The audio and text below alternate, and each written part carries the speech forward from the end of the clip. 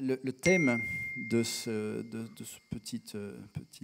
ce partage, c'est donc comment l'adoration de Dieu peut faire de moi un témoin, un missionnaire. Et on peut dire, pour introduire peut-être, je pense à ce verset de Saint Marc, verset 3, 13, 14. Il est dit « Jésus gravit la montagne, il appelle à lui ceux qu'il voulait, ils vinrent à lui et il en institua 12 pour être ses compagnons et pour les envoyer prêcher. » Qu'est-ce que fait Jésus? Il appelle à lui, ils vont passer du temps avec lui et ensuite Jésus va les envoyer vers les autres pour aller prêcher, pour aller annoncer. Et ça, on le trouve toujours dans l'Évangile. Transfiguration, ils vont monter, contempler Jésus transfiguré et ensuite ils iront annoncer la bonne nouvelle. À la fin de l'Évangile de Matthieu, « Je suis avec vous jusqu'à la fin des temps, mais allez annoncer, baptiser, etc. » Donc dans l'Évangile, Jésus forme ses disciples. Jésus les appelle à lui. L'adoration, c'est ça. C'est passer du temps avec Jésus, au pied de Jésus, pour pouvoir recevoir de Jésus sa volonté, pour pouvoir déjà recevoir de Jésus sa guérison. Jésus vient nous guérir, il vient nous toucher par sa présence, et avant d'aller pouvoir partir vers les autres. Alors c'est vrai que peut-être en petit témoignage d'introduction, je ne sais pas, qu'est-ce qui parmi vous était aux Journées mondiales de la jeunesse de Madrid? Est-ce qu'il y en a qui étaient là? Il y en a quelques-uns. Et alors il s'est passé un événement assez intéressant. J'aime bien relire ceci, je vais vous donner ma lecture de cet événement, après peut-être qu'il y a d'autres interprétations. Vous savez, les Journées mondiales de la jeunesse rassemblent quand même toute la jeunesse du monde entier. Il faut se dire que dans ces immenses foules, c'est les futurs prêtres, c'est les futurs religieux, les futures religieuses, les futurs pères, mères des familles catholiques qui vont s'engager dans la vie de l'Église. C'est l'Église de demain qui est là. Et chaque fois, les Journées mondiales de la jeunesse terminent par une grande... Alors, il y a la messe de clôture le dimanche matin, mais juste avant, il y a une grande veillée de prière. Et cette veillée de prière a été un peu particulière à Madrid, pour ceux qui étaient là-bas. Je faisais partie des responsables du diocèse de Toulon. On avait à peu près, je me souviens, 1 millier de jeunes qui étaient là-bas. J'avais regardé la météo, vous savez, il faut voir s'il va faire beau, pas beau.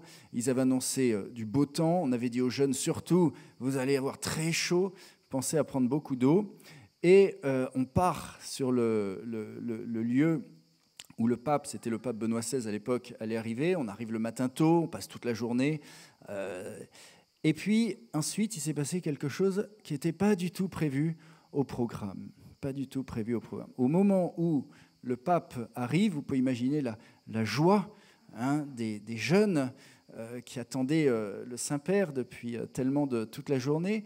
Et au moment où il commence le signe de croix, au nom du Père, du Fils et du Saint-Esprit, on voit d'abord la foudre qui va tomber un peu plus loin dans le ciel avec un grand coup de tonnerre, un coup de vent, et on va se retrouver pris dans une sorte de tempête, de mini-tempête, qui fait que, à peine le signe de croix terminé, voici qu'il y a l'eau qui arrive, elle ne tombe pas du haut vers le bas comme c'est normalement le cas, mais elle arrive en horizontale, vous voyez, avec la tornade. Et voilà que la grande veillée de clôture va tomber à l'eau, va commencer à tomber à l'eau. Et en tant que prêtre, vous savez, quand on passe toute l'année à essayer de trouver des jeunes pour les amener, pour voir le Saint-Père, et on dit « Seigneur, merci, béni sois-tu pour la pluie », on pense à Saint François d'Assise, mais en même temps, dans son cœur, vous voyez, on se dit « Mais Seigneur, à quoi tu joues, quoi ?» Je veux dire, qu'est-ce que tu fais? Et alors, on va passer 15 minutes vraiment d'expérience un peu pénitentielle, et on peut dire un petit peu comme les disciples qui étaient dans cette barque. Et soudain, il y a la tempête qui est là, la barque est chahutée par les vagues, le vent, et ils ont l'impression que ça va couler. Et nous, c'est vrai qu'on était tellement serrés les uns contre les autres, ça pouvait avoir un mouvement de peur, de panique, tellement qu'il y avait cette violence des éléments naturels. Et soudain, au bout de 15-20 minutes, il y a eu un calme, et au moment de ce calme, tout s'est arrêté. Le pape est arrivé, parce que, vous voyez, c'était une veillée qui avait été organisée par les Espagnols. Ils avaient fait un super programme, il y avait 1000 trucs. Hein, et au milieu, il y avait un petit temps d'adoration qui était prévu, comme il y a toujours ce temps d'adoration. Et donc, au moment où ça se calme, le pape arrive avec le Saint-Sacrement, il dépose Jésus dans cet immense ostensoir. Et voilà que tous ces jeunes vont se mettre à genoux. On va passer 15 minutes dans une ferveur, dans une intensité de prière absolument incroyable. Et c'est vrai que à ce moment-là, moi je pensais à cette parole de Jésus. Voilà, Jésus se lève, il dit à la tempête, silence. Et il est dit, lorsque Jésus dit silence à la tempête, les disciples, qu'est-ce qu'ils font ? Ils sont stupéfaits par le contraste entre la violence des éléments de la terre et le calme lorsque le Christ se lève et qui dit silence. Eh bien, ils vont se prosterner, ils vont adorer. Hein.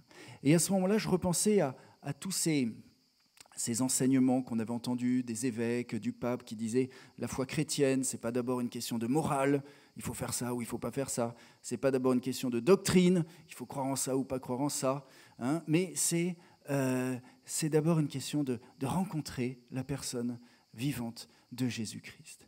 Et s'il n'y a pas cette rencontre personnelle avec Jésus, qui permet le déclenchement, hein, qui permet le point de départ de la conversion, eh bien, on restera toujours sur une foi endormie, une foi reçue, une foi apprise. Et alors ensuite, donc, le pape a fait une bénédiction, et c'est intéressant parce que dès qu'il a ramené le Saint-Sacrement dans la chapelle, la tempête est revenue de plus belle. Et à la fin, ils avaient prévu des feux d'artifice, voyez, mais les feux d'artifice ne pouvaient même pas s'allumer tellement qu'il avait plu. Mais vous voyez, la fête, elle avait été ailleurs. Elle n'était pas dans ces feux d'artifice qui avaient été prévus, pensés par les hommes, mais elle avait été dans cette rencontre personnelle avec Jésus au Saint-Sacrement. Et en rentrant du bus de l'Espagne jusqu'à Toulon, je demandais aux jeunes, qu'est-ce qui vous a le plus touché sur les 15 jours, hein? Alors, il y avait plein de réponses, mais il y avait quand même plusieurs jeunes qui avaient dit ces 15 minutes d'adoration au pied de Jésus au Saint-Sacrement. C'est ça qui les avait profondément marqués. C'est ça qui avait été en fait le moment le plus important de ces journées mondiales de la jeunesse. C'est ces 15 minutes de prière qui allaient faire d'eux, qui allaient porter leur engagement, leurs activités, toutes leurs pratiques chrétiennes pour la suite. Alors, voilà, je voulais commencer par ça parce que je pense que c'est important de voir aussi les signes du temps. Dieu peut tout, hein, il est tout-puissant, sa providence est infinie. Et ici, Dieu nous a donné que 15 minutes devant le Saint-Sacrement. Tout le reste, c'était la tempête. Hein. Tout le reste, c'était la tempête. Et c'est un signe, Dieu parle. Voyez, Dieu nous dit des choses et à nous de l'accueillir. Alors Jean-Paul II disait dans un bel enseignement, pour évangéliser le monde, donc on peut rajouter le monde de l'Internet, il faut des experts en célébration, en adoration et en contemplation de l'Eucharistie. Des experts en célébration, en adoration et en contemplation de l'Eucharistie. Ensuite, il y avait un pasteur, alors protestant, mais qui dit cette parole que j'aime beaucoup, il disait « Évangéliser sans adorer, c'est du prosélytisme. Adorer sans évangéliser, c'est de l'évasion. » Hein, c'est beau. Évangéliser sans adorer, c'est du prosélytisme. Le prosélytisme, c'est mon œuvre que je vais faire avec mes talents, mes propres forces, voyez, par moi-même. Hein. Et adorer sans évangéliser, c'est de l'évasion. Parce que cette rencontre avec Jésus doit ensuite, évidemment, me tourner vers les autres. Alors, vous voyez, entre ce lien entre l'adoration, le cœur à cœur, la prière du cœur, hein, et la mission, quel est le lien fondamental ? Moi, je crois que le terme qui précise le mieux ce lien, j'ai envie de dire, c'est le débordement. Le débordement. C'est-à-dire que ma relation avec Jésus est telle qu'à un moment, il y a un débordement. Et c'est ce débordement qui doit être mon activité missionnaire. Mais il y a un grand danger aujourd'hui d'instrumentaliser le bon Dieu, d'instrumentaliser la prière. Je vais prier parce que j'évangélise mieux. Je vais prier parce que je suis plus efficace pour faire les œuvres de Dieu. Et en fait, où on a en gros son projet, ses idées, et on va faire un petit peu de prière parce qu'on se dit ça va m'aider. Mais on prend pas la relation avec Jésus comme étant le cœur de mon engagement missionnaire. On peut dire c'est un peu comme dans le couple, dans la famille. Hein, on parle souvent, nous les prêtres, vous savez, on fait plein les préparations mariage et tout ça. Alors on essaie toujours un peu de donner le message de Jean-Paul II à des couples qui ne croient en pas grand-chose. Hein, donc c'est difficile, surtout quand on commence à aborder les questions de sexualité. Hein, mais qu'est-ce qu'il disait Jean-Paul II? Il disait, voilà, la sexualité, elle est faite pour la communion. Hein, communion des corps, communion des personnes. Et ensuite, de cette communion des personnes que nous donne la sexualité, eh bien, il y a, dans ce débordement, il y a l'ouverture à la vie. L'ouverture à la vie est un débordement de ce qui est vécu à travers le don de soi, le don des personnes, le don des corps qui permet d'unir, de vivre cette vraie communion. Hein. Et donc, de même que dans le mariage, le débordement de l'amour, c'est l'accueil des enfants que Dieu nous donne, eh bien, on peut dire dans la mission au niveau spirituel et divin, spirituel, c'est pareil, c'est-à-dire que dans cette communion avec le Christ, ce cœur à cœur avec Jésus, et Jésus qui se donne dans l'Eucharistie, il y a un débordement, et c'est ce débordement qui est notre mission. Mais je crois qu'il faut toujours que ça soit un débordement. Si ce n'est pas un débordement, la mission, si on commence par la mission et puis on se dit « Oula, j'ai oublié la prière, je vais faire un peu de prière parce que quand même, ça va peut-être aider », eh bien c'est là où on passe toujours, hein, on peut faire sa volonté pour Dieu et non pas la volonté de Dieu. Hein, donc c'est le premier point sur lequel j'insiste.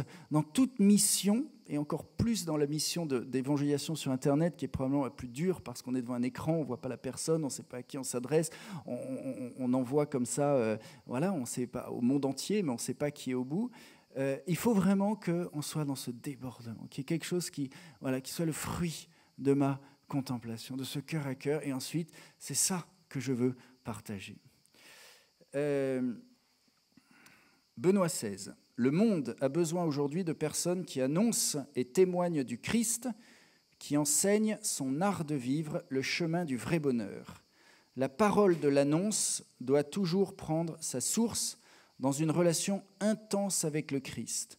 Le monde a besoin aujourd'hui de personnes qui parlent à Dieu pour pouvoir parler de Dieu. Je suis convaincu que les nouveaux évangélisateurs se multiplieront toujours plus pour donner vie à une véritable transformation dans le monde dont le monde a aujourd'hui besoin. Vous voyez, savoir parler à Dieu, hein, pour pouvoir parler de Dieu. On doit être des experts, même si on est tous complètement très pauvres et très nuls, et moi le premier quand je suis devant le Saint-Sacrement, mais on doit quand même donner, hein, le don de soi, pour pouvoir, il faut vivre, parler à Dieu, ce cœur à cœur, pour pouvoir parler de Dieu. Alors,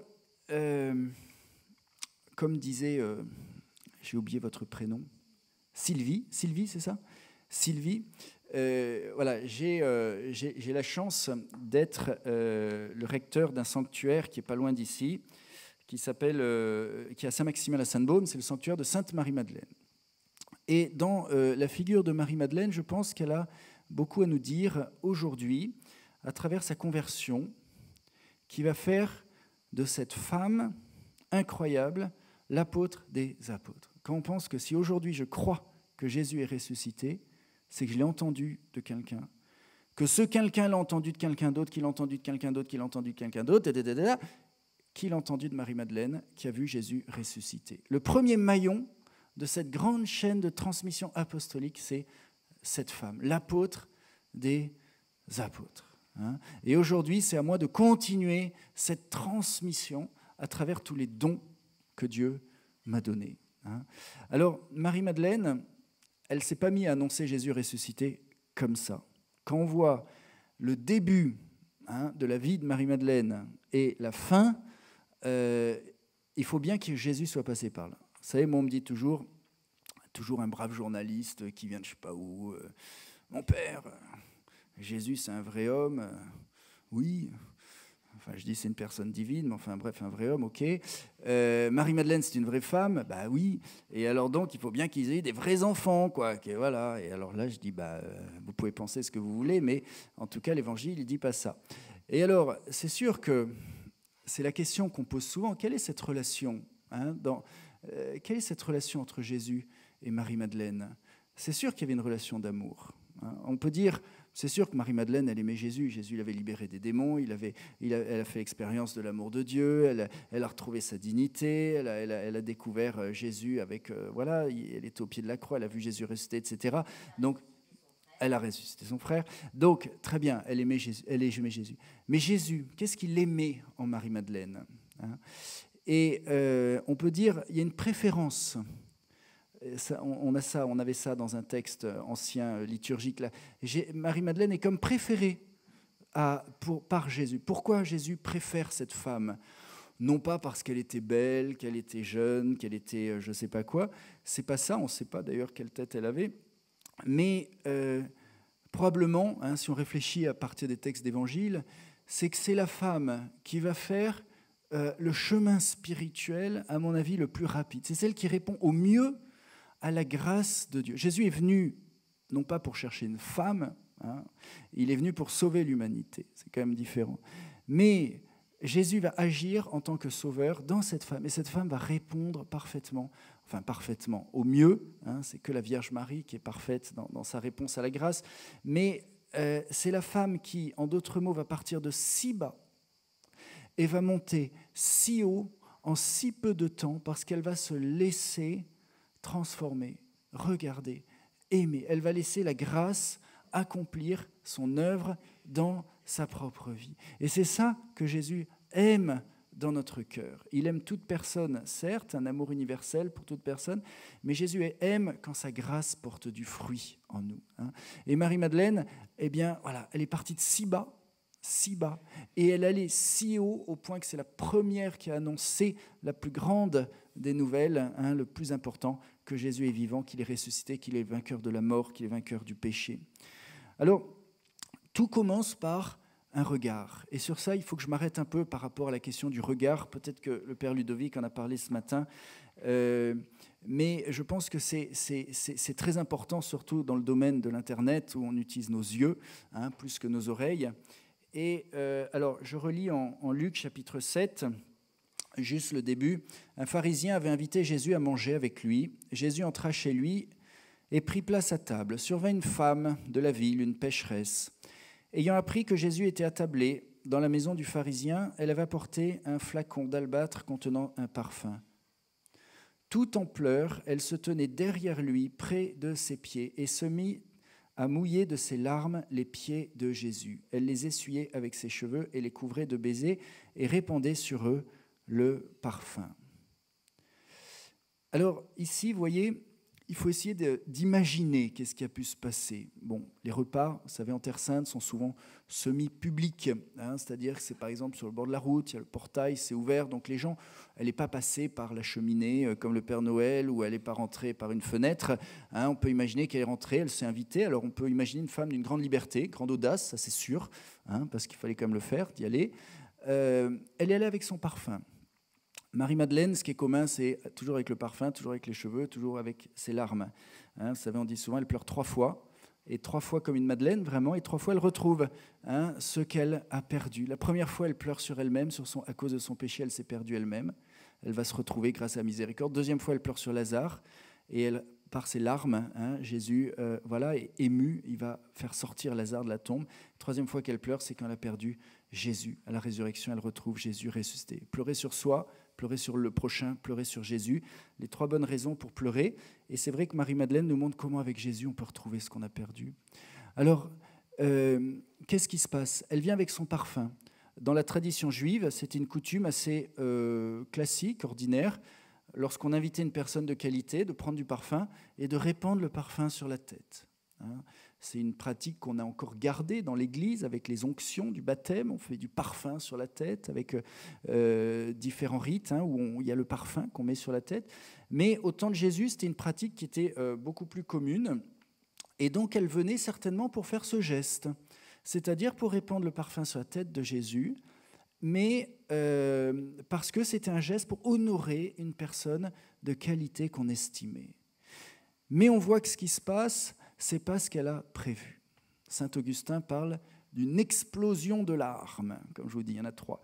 Première explosion de larmes, eh bien, elle s'approche de Jésus et il est dit, si on regarde bien, tout en pleurs, elle se tenait derrière lui, près de ses pieds, et se mit à mouiller de ses larmes les pieds de Jésus. Et ensuite, elle les essuyait avec ses cheveux. Alors, qu'est-ce qui a dû se passer? On peut imaginer qu'elle a dû s'approcher de Jésus, et à un moment, elle a croisé le regard de Jésus. Et ça, c'est ça qui a changé la vie de cette femme. Elle a croisé le regard de Jésus. Et au moment où elle a croisé ce regard, elle est tombée aux pieds de Jésus, elle s'est mise par derrière, elle ne s'est même pas sentie digne, je veux dire, de s'approcher de face à Jésus. Elle s'est mise à ses pieds. Elle a pleuré toutes les larmes de son corps. Elle n'avait pas prévu ceci parce qu'elle a dû prendre ses cheveux pour essuyer. Quand on sait qu'on va pleurer, on prend ses mouchoirs, mais si on ne sait pas qu'on va pleurer, on ne prend pas toujours ses mouchoirs. Et donc, on voit qu'il y a quelque chose de la grâce qui passe à ce moment-là et qui fait qu'elle va pleurer sur les pieds de Jésus. Il faut comparer ici le regard de Jésus et le regard du pharisien. Juste après, il est dit, le pharisien, il voit Jésus, il dit « Mais si cet homme était prophète, il saurait qu'elle n'est qu'une pécheresse. » Vous voyez, ça c'est le regard de l'anti-miséricorde. L'anti-miséricorde, cette femme-là égale péché. Vous voyez, on associe les actes, on ne sait pas ce qu'elle a fait, avec la personne. Et on dit, cette personne est péché. Vous voyez, ça c'est l'anti-miséricorde. On associe les actes à la personne. Alors que Jésus distingue toujours la personne qui est sacrée, qui est unique, qui est aimable, qui est aimée de Dieu, des actes qu'il faut certes convertir si ce sont des actes qui ne sont pas bons. Mais ici, vous voyez, Jésus regarde cette femme. Et je réfléchissais en venant, je me disais, mais qu'est-ce qui est le plus beau sur terre? Qu'est-ce qui a été le plus beau qui a été fait, quelle a été la plus grande merveille sur terre, au point de vue beauté? Vous voyez, au point de vue beauté. Alors, je ne sais pas ce que vous pensez. Qu'est-ce qui a été le plus beau sur terre? Alors, il y en a qui vont dire c'est la Vierge Marie, son cœur peut-être. Moi, je pense que ce qui a été le plus beau sur cette terre, c'est le regard de Jésus. Je pense que rien n'a été plus beau que ça. Le regard de Jésus. Et vous savez, à travers le regard, on voit l'âme. Il y a le regard, et derrière le regard, c'est l'âme qui est là. Et donc, elle a vu non seulement l'âme de Jésus, mais en même temps, sa divinité, Dieu qui était là. Alors c'est sûr que vous, l'écran, il est là, l'écran. Voilà. Et derrière l'écran, vous savez que vous voulez transmettre, évidemment, un message, le regard de Jésus. Et je pense qu'il y a quelque chose. Je reconnais que je n'ai pas eu assez de temps à travailler pour cette présentation, mais quand même, vous voyez, de voir que je pense que voilà, la plus grande merveille qui a été créée sur terre, c'est le regard de Jésus. Et ce regard a changé la vie de cette femme qui s'est sentie aimée. Elle a découvert son Dieu, son Père. Jésus, par ce simple regard, lui a redonné son identité, sa dignité de femme, sa dignité d'enfant de Dieu. Elle savait combien elle était aimée par Dieu. Et donc, nous, on a besoin, nous aussi, de laisser Jésus poser son regard sur nous. Et ça, c'est une démarche qu'on fait de manière... on peut le faire de 1000 manières différentes, mais je pense qu'on le fait d'abord dans l'Eucharistie, lorsque le prêtre élève l'hostie. Vous voyez, à 3 reprises dans la messe, déjà, je pose mon regard sur cette petite hostie. Après, je suis appelé à prolonger cette adoration en dehors de la messe. Et donc, ce regard de Jésus, aujourd'hui, il est communiqué en contemplant la Sainte Hostie. Alors, c'est vrai que vous allez dire, la Sainte Hostie, quand je regarde l'hostie, je vois rien. C'est la chose la plus inintéressante sur terre, une hostie. C'est vrai, c'est un petit morceau de pain, ça n'a aucune valeur, c'est blanc, c'est rond, on ne peut pas dire que c'est laid. Si quelqu'un qui n'a pas la foi, c'est pas laid, mais c'est vraiment inintéressant. C'est le contraire radical de tous les écrans où on met de l'image, on met du son, ça bouge, ça attire l'œil, ça capte les sens, alors que l'hostie ne capte rien. Hein, ça ne capte pas les sens. Il faut poser l'acte de foi. Vous voyez, pour aller au-delà des apparences du pain, eh bien, pouvoir faire l'expérience que Marie-Madeleine a faite, c'est-à-dire laisser Jésus poser son regard sur nous.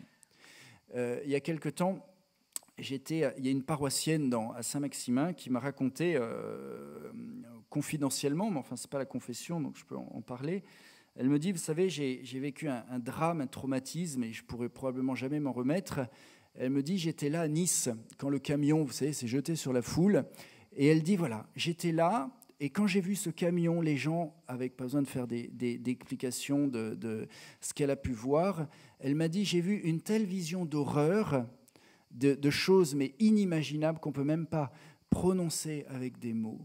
Et bien que, depuis ce jour-là, rien ne me met en paix.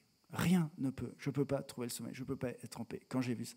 Et elle me dit toutefois, il y a un seul endroit où je trouve la paix, où je me sens bien, c'est lorsque je suis au pied de Jésus dans l'hostie. Il n'y a que là où je peux trouver la paix, lorsque je laisse Jésus poser son regard sur moi. Hein, lorsque je laisse Jésus visiter, regarder ma personne, mon imagination. Ici, c'est l'imagination qui a été blessée. Je pense que Père Ludovic en a parlé dans l'introduction, vous disiez ça. Hein, notre imagination est tellement blessée par toutes les images. Hein, alors, tout ce qui touche la violence, bon, pour cette femme, elle a vu ça devant elle. Souvent, c'est à travers les écrans qu'on peut voir de la violence. Il y a tout ce qui touche l'impureté, évidemment, qui passe tellement facilement, vous savez tout ça très bien, à travers les écrans. Mais toute notre imagination qui est blessée, eh bien, j'ai besoin de laisser Jésus poser son regard sur moi. Et c'est Jésus qui va me recréer ce qui a été blessé au fond de mon cœur.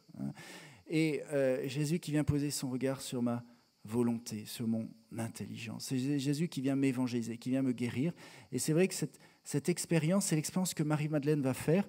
Et je pense qu'ensuite, en tant qu'évangélisateur par Internet, eh bien, c'est faire comment faire pour susciter la beauté. Je pense que c'est une priorité de mettre en avant la beauté, mais en se disant peut-être que voilà, ce qui a été le plus beau sur terre, c'est le regard de Jésus. Comment faire passer le regard de Jésus à travers le site, à travers les informations que vous transmettez par Internet.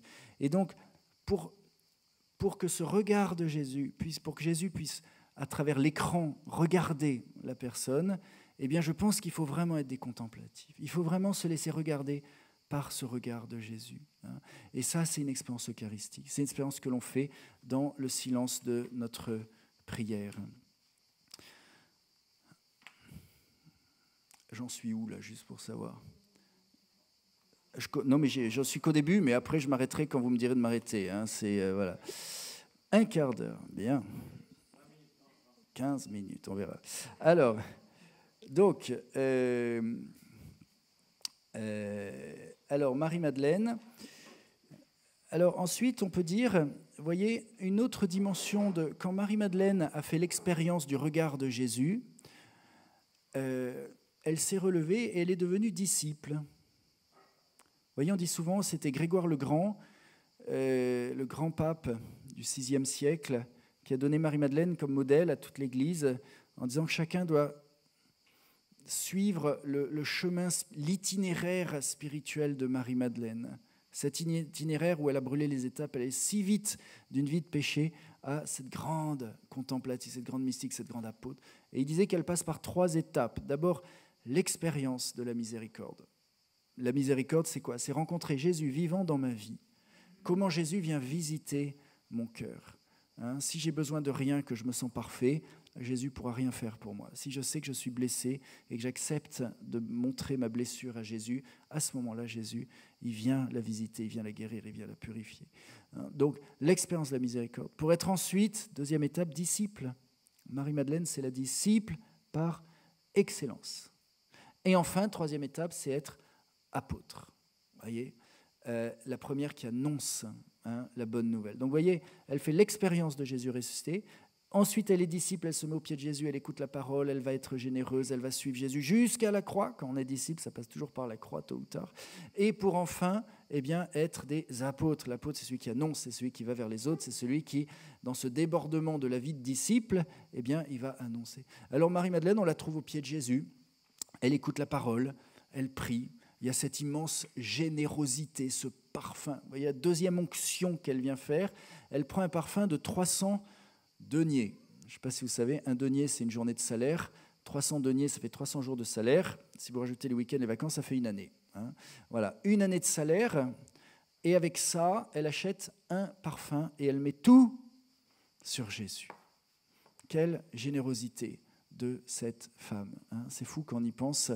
C'est-à-dire qu'elle a été tellement saisie par la miséricorde, ça a tellement changé sa vie, qu'elle donne tout. Elle suit Jésus, mais en donnant tout ce qu'elle a, tout ce qu'elle est, pour être disciple vraiment de Jésus-Christ.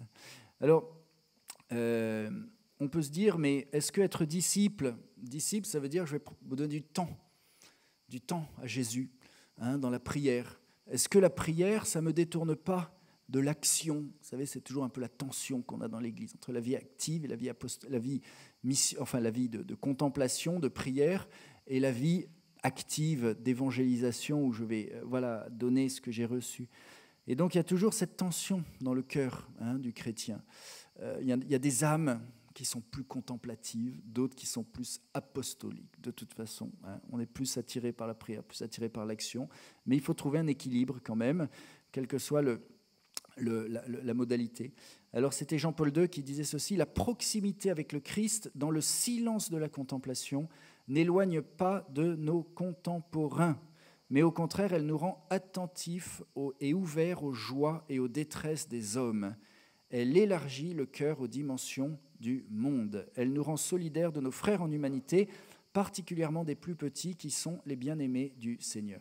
Donc le temps qu'on passe à contempler Jésus, à prier Jésus, même si on peut se dire que c'est du temps perdu pour l'évangélisation, eh bien en fait, tous les saints, tout le témoignage de l'Église, c'est dire en fait plus je vais donner dans l'évangélisation, plus j'ai besoin de me mettre au pied de Jésus dans la prière. Parce que quand je suis au pied de Jésus dans la prière, je suis devant Jésus, c'est devant mon Créateur. C'est lui qui va déjà me révéler qui je suis. C'est Jésus c'est lui qui va travailler. C'est lui qui me rend proche, en fait, de toute l'humanité, tout spécialement lorsque je suis présent devant l'Eucharistie. Parce que l'Eucharistie, c'est Jésus incarné, c'est Jésus qui est uni à chaque personne. Et donc, quand je suis uni au Christ dans l'Eucharistie, c'est lui qui crée des liens spirituels avec les petits, avec les pauvres, avec les gens que je ne pourrais jamais voir, connaître, aimer personnellement, mais que je suis uni. Vous voyez, c'est Jean-Paul II, il nous montrait comment la proximité avec Jésus dans l'Eucharistie me rend plus proche, solidaire de toute personne. Encore Jean-Paul II, l'action présuppose la contemplation. Elle naît de celle-ci et s'en nourrit. Vous voyez, l'action va naître et se nourrir de la contemplation. On ne peut pas donner d'amour à ses frères si on ne puise pas auparavant à la source authentique de la charité divine, et cela n'a lieu qu'à l'occasion d'un arrêt prolongé de prière, d'écoute de la parole de Dieu, d'adoration de l'Eucharistie, source sommet de vie chrétienne. Prière et engagement constituent un binôme vital, inséparable et fécond. Si on pense à Mère Teresa de Calcutta, elle disait qu'elle recevait 3 grâces de son adoration. Vous savez, au début, c'est intéressant de voir que son témoignage, elle commençait à s'occuper des plus pauvres. Elle n'avait pas le temps de s'occuper de tout le monde. Et elle en voulait au Seigneur en disant « Mais Seigneur, je ne peux pas. Trop de choses. Je n'ai pas le temps. Pas assez d'heures dans la journée pour m'occuper de tous ces gens que tu me demandes de servir. » Et Jésus lui dit dans son cœur, puisque tu n'as pas assez de temps pour tout faire, passe plus de temps dans la prière. Alors ça, c'est ce qu'on appelle un paradoxe. C'est la sagesse de Dieu qui est folie pour les hommes. Ça ne sert à rien d'essayer de le comprendre au niveau rationnel, mais c'est comme ça. C'est un principe de foi, il faut l'accepter, il faut l'expérimenter.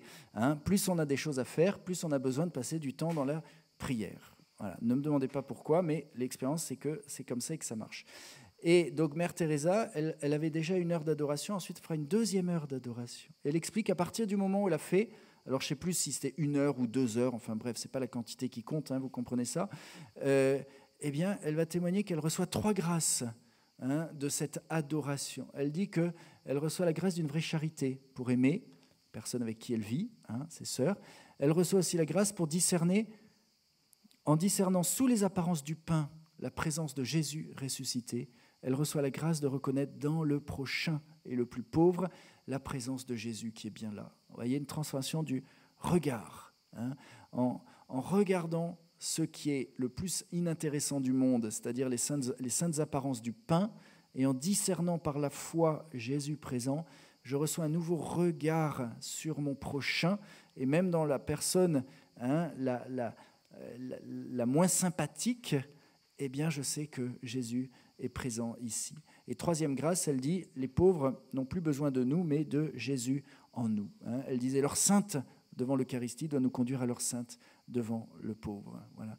Donc toujours ce binôme qui est le cœur de la mission de l'Église. Tous les saints sont passés par là, et quelle que soit la modalité de la mission, si c'est la mission par Internet, eh bien, elle doit aussi suivre ce même principe. Benoît XVI, la prière comme moyen pour puiser toujours à nouveau la force du Christ devient ici une urgence tout à fait concrète. Celui qui prie ne perd pas son temps, même si la situation apparaît réellement urgente et semble pousser uniquement à l'action. La piété n'affaiblit pas la lutte contre la pauvreté ou même contre la misère du prochain. La bienheureuse Teresa de Calcutta est un exemple particulièrement manifeste que le temps consacré à Dieu dans la prière non seulement ne nuit pas à l'efficacité ni à l'activité de l'amour envers le prochain, mais en est en réalité la source inépuisable. Encore une fois, vous voyez, la source de ma mission, c'est toujours cette qualité de ma relation avec Jésus. Voilà. Alors, j'avance. Peut-être le dernier point que je vais citer, c'était, vous savez, lorsque le pape Jean-Paul II a lancé la nouvelle évangélisation, il a dit, donc c'est une nouvelle évangélisation, c'est-à-dire qu'il doit rejoindre des nouveaux lieux qui n'ont jamais été évangélisés. Bon, il n'y avait pas le monde de l'Internet encore, ou peut-être c'était le début, c'était en 90 ou 94, mais donc on sait que cette nouvelle évangélisation, voilà, elle doit toucher toutes les réalités, et donc d'une manière toute spéciale aussi le monde de l'Internet.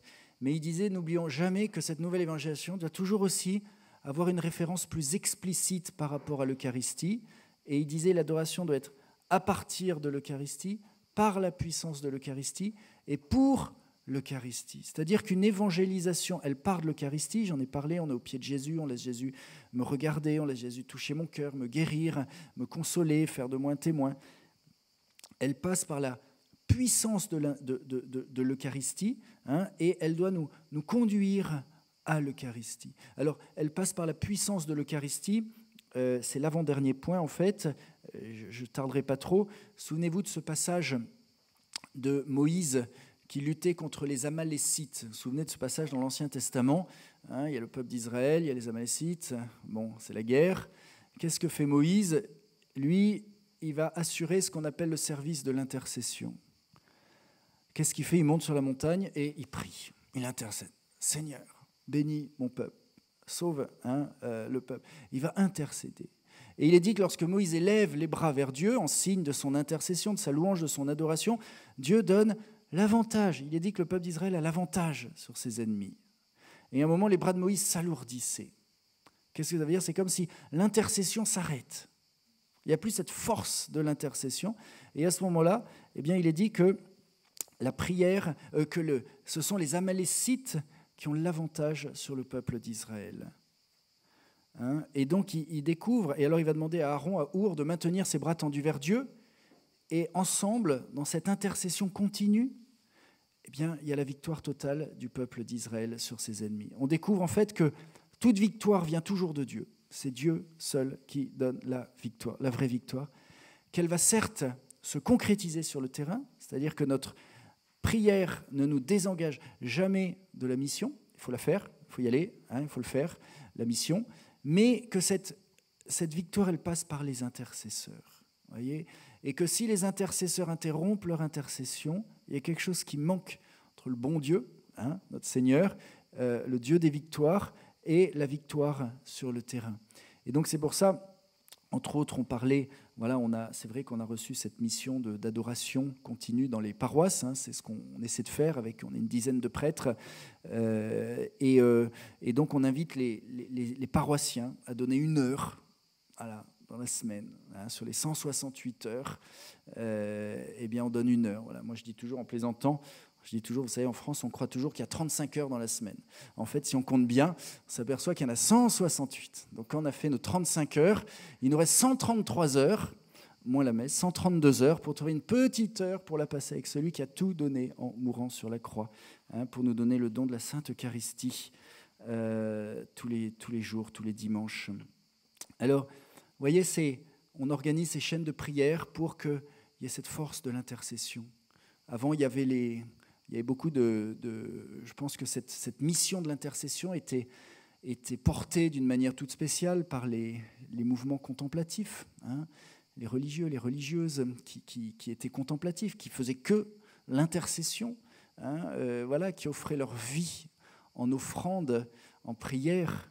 Voilà, aujourd'hui, c'est vrai qu'il y a moins peut-être de mouvements religieux, de communautés religieuses qui assurent cette mission fondamentale de l'Église, mais c'est pour ça, je suis sûr que l'Esprit Saint invite les paroisses, les personnes à vivre cette intercession. Il ne faut pas la négliger, c'est-à-dire c'est par l'intercession qu'il y a une communication de la grâce entre Dieu et la réalité du terrain. Voilà. Je fais une toute petite parenthèse, on a un petit projet d'ailleurs qui touche votre domaine, qu'on est en train de lancer avec un petit groupe de jeunes sur Paris et sur l'île, qui s'appelle Prions pour la vie. L'idée, c'est d'organiser une chaîne d'adoration perpétuelle pour qu'il y ait toujours quelqu'un qui soit en prière devant le Saint-Sacrement pour prier contre l'avortement. Voilà. Et donc, on est en train de faire un truc, là, tout le site web et tout ça, pour faire une sorte de carte interactive où les gens s'engagent pour 1 heure et puis ensuite on voit sur la France comment il y a de priants. Voilà, donc on est en train de lancer ça. Il faut prier pour ce projet, espérons que ça voit le jour. Alors, on a demandé un peu d'argent. J'ai prié Marie-Madeleine. Elle a guéri quelqu'un. Et ce quelqu'un, il m'a donné 5 000 €. Donc, c'est bien, c'est facile. Donc, j'ai dit, hop, 5 000 € pour le projet. Hop, et comme ça, l'informaticien, il est content. Voilà, donc, vous voyez, c'est bien quand Marie-Madeleine, elle s'y met aussi. Alors, pour revenir à l'intercession, voilà, la puissance, j'ai dit, l'adoration, l'évangélisation à partir de l'Eucharistie, par la puissance de l'Eucharistie, sa dimension d'intercession, et puis ensuite pour l'Eucharistie, c'est-à-dire pour ramener à l'Eucharistie. Alors pourquoi on peut reprendre ce passage biblique, vous savez, quand Jean-Baptiste voit Jésus venir, qu'est-ce qui se passe? C'est Dieu le Père qui évangélise. La seule parole de Dieu, si je ne me trompe pas, ou une des seules, voilà, qu'est-ce qu'il fait? Il pointe l'agneau de Dieu, il dit « Il est là, mon Fils bien-aimé. C'est lui en qui j'ai mis tout mon amour. » Qu'est-ce que fait Dieu le Père? L'évangélisation du Père, c'est de nous faire regarder, de nous conduire à Jésus, l'agneau de Dieu. Et Jean-Baptiste est évangélisé par le Père. Il dit c'est lui, il sait que c'est lui. Il reçoit cette révélation de Dieu le Père, que c'est Jésus. Et Jésus seul qui est notre Sauveur, l'envoyé de Dieu. Et qu'est-ce que fait Jean-Baptiste? Il reprend l'évangélisation de Père. Il est évangélisé par le Père. Et il pointe Jésus, l'agneau de Dieu. Et il dit à tout le monde, il est là, c'est lui, l'agneau de Dieu.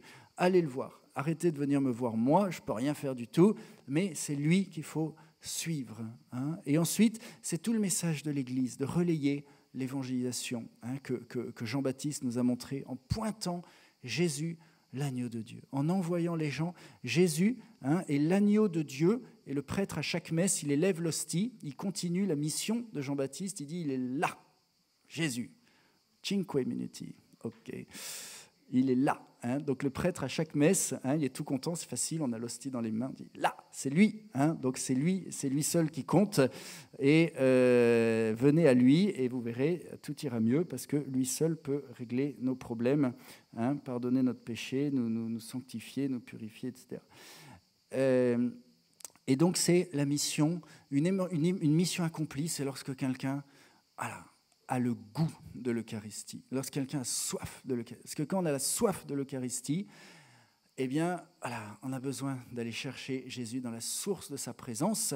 Hein, l'incarnation, celui qui s'est incarné il y a 2000 ans, il prolonge son incarnation là, dans cette petite hostie, où il va rendre présent tous les miracles, toutes les merveilles, tout ce qu'il a fait dans l'Évangile. Il le fait pour moi quand je viens à ses pieds, à la messe et au Saint-Sacrement. Alors, voilà. Alors peut-être en conclusion, voilà, Marie-Madeleine, hein, je l'ai dit, apôtre des apôtres, lorsqu'elle a reconnu Jésus, elle a cette double conversion, hein, j'aime bien, vous savez, elle pleure au tombeau vide parce qu'elle a perdu Jésus, comme nous au début de la messe, on pleure parce qu'on a perdu Jésus par notre péché, alors c'est le Kyrie eleison, on ne pleure pas nécessairement des larmes de notre corps, on n'a peut-être pas la même sensibilité que Marie-Madeleine, mais on pleure quand même, hein, intérieurement, en se disant qu'on a manqué d'amour. Et ensuite, vous avez vu, double retournement de Marie-Madeleine. D'abord, un retournement physique. Et elle voit celui qu'elle pense être le jardinier. Comme nous, quand on vient à la messe, ou quand on vient devant le Saint-Sacrement, il faut sortir de chez soi. On y va physiquement. Mais ça ne suffit pas d'être là physiquement.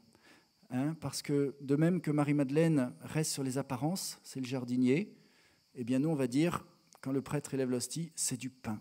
C'est que du pain, si on reste sur les apparences. Et ensuite, Jésus parle à Marie-Madeleine, hein, à son cœur, il dit « Marie ». Et à un moment, il est dit qu'elle se retourne, mais c'est un autre retournement, c'est intérieur, dans la foi. Et là, elle se jette aux pieds de Jésus.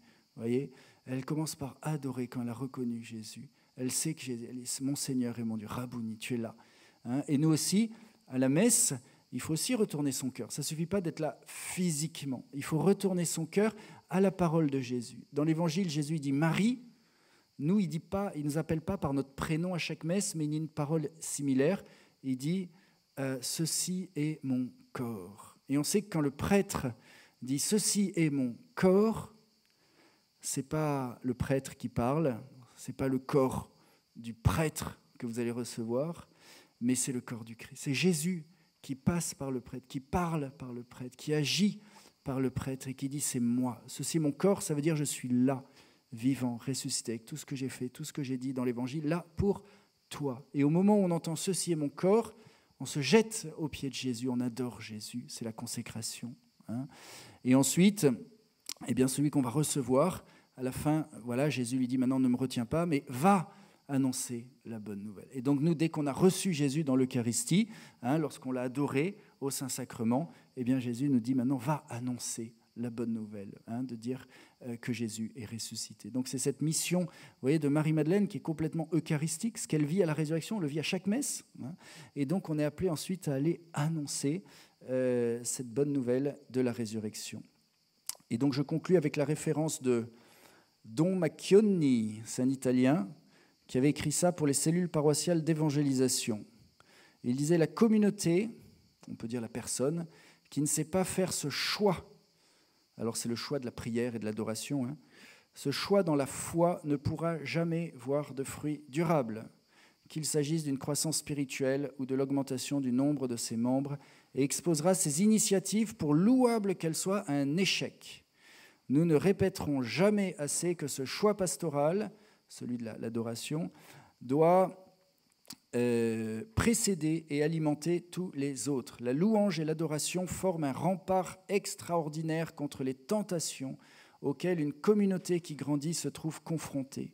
Quiconque aura passé son heure d'adoration au service de la communauté et a prié avec amour pour les frères qui est en train d'évangéliser en sortira revivifié, ayant obtenu la vision même de Jésus sur les circonstances qui l'entourent. En outre, il sera peu à peu guéri de ses blessures intérieures parce qu'il aura fait l'expérience de l'amour de Dieu et continuera à la faire. Amen.